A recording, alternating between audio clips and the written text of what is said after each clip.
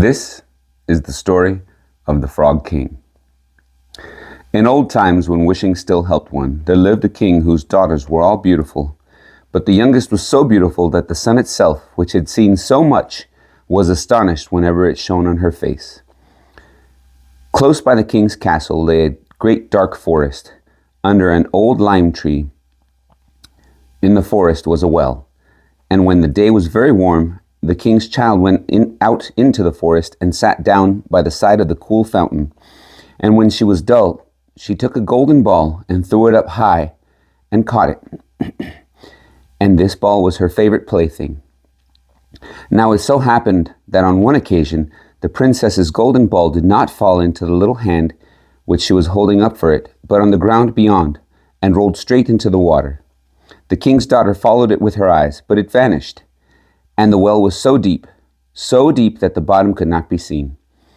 On this she began to cry, and cry louder and louder, and she could not be comforted.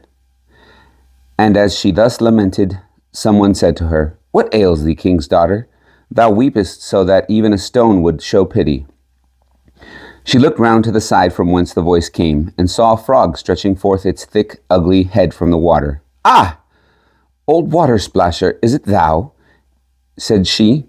"I am weeping for my golden ball, which has fallen into the well." "Be quiet, and do not weep," answered the frog. "I can help thee. But what wilt thou give me if I bring up thy plaything again?" "Whatever thou wilt have, dear frog," said she. "My clothes, my pearls and jewels, even the golden crown which I am wearing." The frog answered, "I do not care for thy clothes, thy pearls, or thy jewels, or thy golden crown. But if thou wilt love me, and let me be thy companion and playfellow, and sit by thee at thy little table, and eat off thy little golden plate, and drink out of thy little cup, and sleep in thy little bed, if thou wilt promise me this, I will go down below and bring up thy golden ball again." "Oh yes," said she, "I promise thee all thou wishest, if thou wilt but bring me back my ball."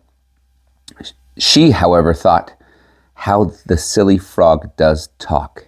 He lives in the water with the other frogs and croaks, and can be no companion to any human being." But the frog, when he had received this promise, put in his head into the water and sank down, and in a short while came up swimming again with the ball in his mouth, and threw it on the grass. The king's daughter was delighted to see her pretty plaything once more, and picked it up and ran away with it. "Wait, wait," said the frog. "Take me with thee. I can't run as thou canst." But what did it avail him to scream and croak after her as loudly as he could? She did not listen to it, but ran home and soon forgot the poor frog, who was forced to go back into his well again.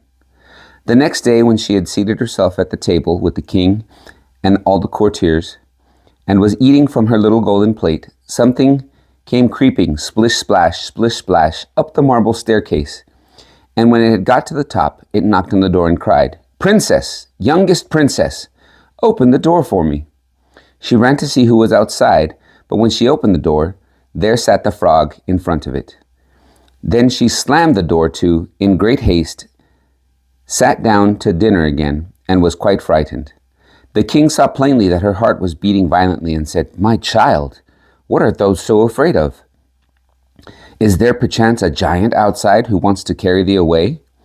"Ah, no," replied she. "It is but a giant disgusting frog."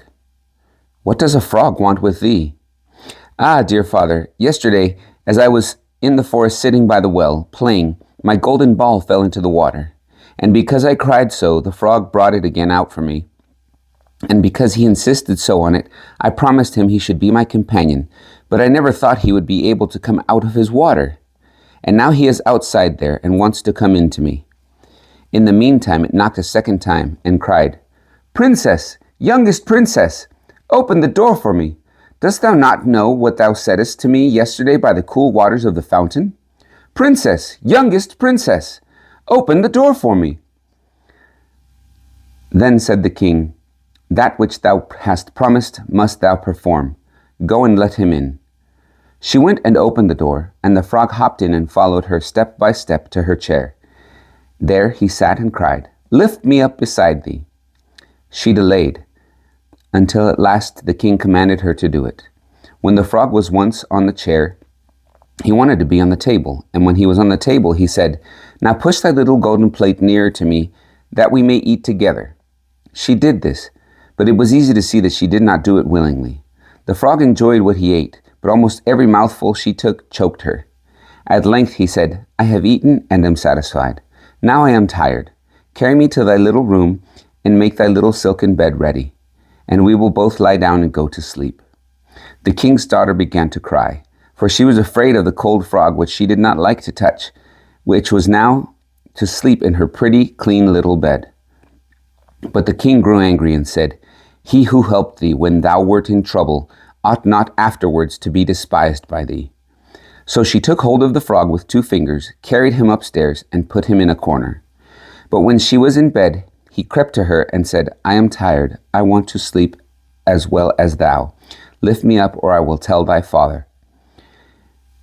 Then she was terribly angry, and took him up and threw him with all her might against the wall. "Now thou wilt be quiet, odious frog," said she. But when he fell down, he was no frog, but a king's son with beautiful, kind eyes. He, by her father's will, was now her dear companion and husband.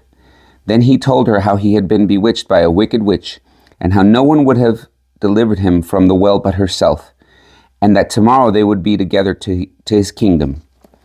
Then they went to sleep, and the next morning, when the sun awoke them, a carriage came driving up with 8 white horses, which had ostrich feathers on their heads, and were harnessed with golden chains, and behind stood the young king's servant, Henry.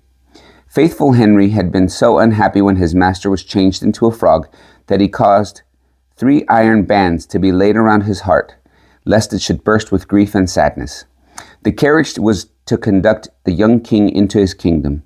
Faithful Henry helped them both in, and placed himself behind again, and was full of joy because of this deliverance. And when they had driven part of the way, the king's son heard a cracking behind them, as if something had broken. So he turned around and said, "Henry, the carriage is broken." "No, master, it is not the carriage. It is a band from my heart, which was put there in great pain when you were a frog imprisoned in the well." Again, and once again, while they were on their way, something cracked, and each time the king's son thought the carriage was breaking, but it was only the bands that were springing from the heart of faithful Henry, because his master was set free and was happy. And that was the tale of the Frog King.